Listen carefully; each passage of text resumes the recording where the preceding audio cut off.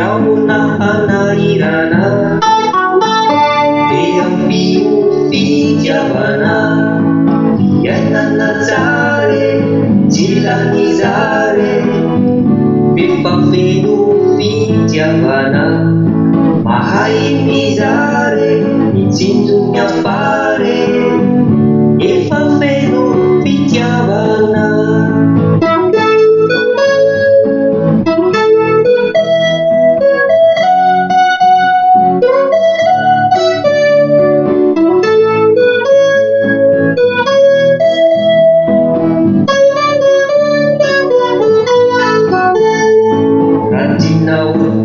Banani zavatra atao dia ampio fitiavana tsy mikiselasela fa ho lasa fanao dia ampio fitiavana fiainana tsara jilanizare efa feno fitiavana mahay mizare mijinjo miafare efa feno fitiavana.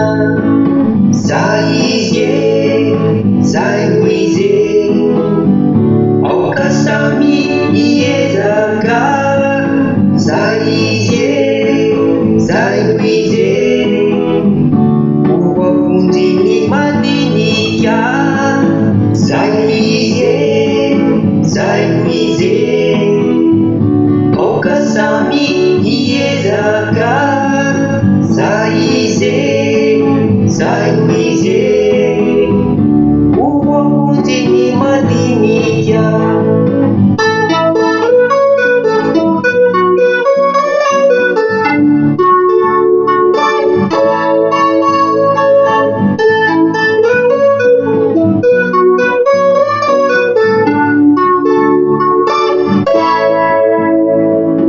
Asasina devi lava intsony efa hita izao ny lalana mankany ahafahana misondratra ambonimbony ka hitondra fifaliana hatrany hatrany zay izy zay ho izy aoka samy hiezaka zay izy zay ho izy ho aponjy ny madinika.